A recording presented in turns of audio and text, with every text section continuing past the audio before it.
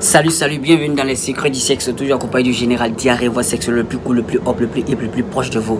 C'est toujours un réel plaisir d'être en face de cette caméra pour vous expliquer des sujets sur la sexualité.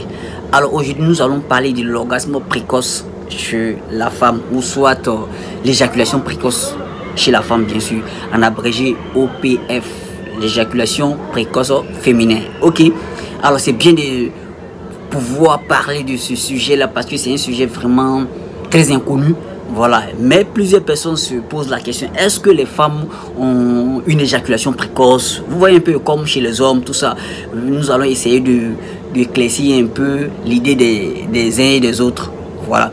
Mais avant de commencer notre sujet, je vais te demander comme ça de t'abonner à notre chaîne si tu n'es pas encore abonné. Et pour le faire, c'est simple, c'est écrit à ta droite en rouge, s'abonner. Donc il suffit de cliquer là-dessus et tu rejoins la famille des connaisseurs du sexe. Vas-y, abonne-toi. C'est fait. Super, bienvenue dans la famille des connaisseurs du sexe. Alors, l'OPF, l'éjaculation précoce féminin, c'est quoi? Il faut dire que les femmes subissent aussi une éjaculation précoce. L'éjaculation précoce chez la femme, c'est le fait d'avoir un orgasme avant la pénétration. Vous comprenez un peu? Voilà, c'est le fait d'avoir un orgasme avant la pénétration. Et il y a certaines femmes qui subissent ce phénomène-là. Ouais. Donc, l'éjaculation précoce, c'est vrai que c'est pas courant chez toutes les filles. Voilà, mais la plupart, il y a certaines filles qui subissent ce phénomène d'éjaculation précoce. Vous comprenez? Alors, comment est-ce que ça se passe? Il faut dire que il y a des filles, elles sont super sensibles. Il suffit de les toucher net et puis paf, elles ont leur orgasme. Vous comprenez? Et cela diffère chez l'éjaculation précoce chez la femme diffère pour l'homme. Vous comprenez pourquoi? Parce que une femme peut avoir une éjaculation précoce et continuer l'acte sexuel, alors que chez l'homme, l'homme peut avoir une éjaculation. Si l'homme a déjà son éjaculation forcée, son érection baisse et après maintenant il y a une deuxième érection qui vient, alors que chez la femme c'est pas comme ça. Chez la femme, quand elle a un orgasme, elle peut continuer jusqu'à ce que l'acte sexuel jusqu'à ce que son partenaire puisse avoir son orgasme, et elle peut avoir d'autres orgasmes, ce qu'on appelle multiples orgasmes. Vous comprenez pourquoi? Parce que chez la femme il n'y a pas de période réfractaire. La période réfractaire, c'est le temps entre deux érections. Vous voyez que chez l'homme il y a cette période qui existe, parce que après ton premier coup tu vas faire pause et puis deuxième érection va venir, tu vas reprendre. Donc la pause qui est entre ces deux érections, c'est ce qu'on appelle la période réfractaire, alors que chez la femme ça n'existe pas, ce qui fait que la femme peut avoir une éjaculation précoce et continuer de faire l'amour jusqu'à ce que son partenaire puisse avoir son orgasme. Vous comprenez? Voilà, mais c'est pas tout. Mais il arrive souvent aussi qu'il y a certaines filles, quand elles ont leur orgasme, elles ne peuvent plus continuer l'acte sexuel. Pourquoi? Parce que à ce moment là, quand une fille a déjà son orgasme, sa partie génitale devient très sensible. Ça veut dire quoi? Son clitoris devient très sensible, les parois et le point G deviennent très sensibles. Donc du coup, cette sensibilité les empêche de continuer l'acte sexuel. Vous comprenez? Donc du coup, elle va repousser, elle va refouler son partenaire. Et aussi, souvent il arrive que leur désir baisse après leur orgasme. Vous comprenez un peu? Après un orgasme, leur désir peut baisser. Donc cela peut les pousser à refouler leur partenaire. Vous comprenez? Mais n'ayez pas peur, il y a toujours une solution. Alors que faire? La fille doit d'abord connaître son corps, parce que c'est son corps à elle. Donc elle doit connaître son corps, c'est-à-dire connaître les zones qui l'excitent le plus, vous voyez, et les zones qui l'excitent le moins. C'est ce qu'on appelle les zones érogènes primaires et les zones érogènes secondaires, vous comprenez? Donc si elle connaît ces zones-là, lors des préliminaires, elle peut orienter son partenaire, c'est-à-dire que ça veut dire quoi? Elle peut dire à son partenaire: touche-moi ici, fais comme ça, diriger son partenaire. Vous voyez, non?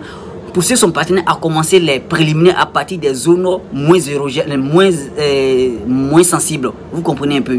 Commencer par les zones érogènes secondaires qui sont moins sensibles. Donc cela va la permettre de gérer son excitation. Donc son excitation va venir peu à peu. Vous comprenez? Et les zones érogènes qui sont très excitantes, on peut les garder à la fin. C'est-à-dire qu'à la fin de l'acte sexuel, si son partenaire veut la pousser à l'orgasme, c'est là qu'il peut commencer à stimuler ces zones-là pour que la fille puisse aboutir à un orgasme. Vous comprenez? Pour que la fille puisse avoir un orgasme. Vous comprenez? Donc, c'est mieux de connaître son corps bien pour pouvoir orienter, diriger son partenaire pendant les préliminaires. Vous comprenez? Donc, on commence toujours par les zones érogènes les moins excitantes, vers les zones érogènes les plus excitantes. Vous comprenez? Donc on garde toujours les zones érogènes les plus excitantes à la fin pour pouvoir pousser la fille à avoir un orgasme. Vous comprenez? Et ensuite, il y a les positions. Il y a des positions qui excitent plus la fille. Vous comprenez? Plus que d'autres positions. Donc, il suffit de localiser, d'énumérer ces positions-là. Vous commencez par des positions qui excitent moins la fille vers les positions qui excitent plus la fille. Vous comprenez? Donc, par exemple, si c'est le missionnaire qui excite la fille, qui excite plus la fille, je commence pas par le missionnaire, je commence par l'andromaque ou bien par d'autres positions. Vous comprenez un peu? Là, vu que je sais que c'est le missionnaire qui fait qui pousse la fille à l'orgasme vite, je garde ça à la fin. Comme ça, à la fin, on prend la position du missionnaire et la fille finit par avoir un orgasme. Là, nous tous, on est satisfait. Vous comprenez? Donc, on prend les positions qui sont les moins excitantes vers les positions les plus excitantes. Vous comprenez? Donc, on commence pas déjà par les positions qui excitent plus la fille. Non, on garde ça à la fin pour que la fille puisse prendre son plaisir à la fin. Vous comprenez? Sinon, elle risque d'avoir une éjaculation précoce avant la pénétration et puis votre rapport peut s'arrêter, peut stopper. Voilà, donc on garde, comment on dirait, les positions les plus excitantes à la fin de l'acte sexuel. Vous comprenez? Je vais faire un résumé très vite.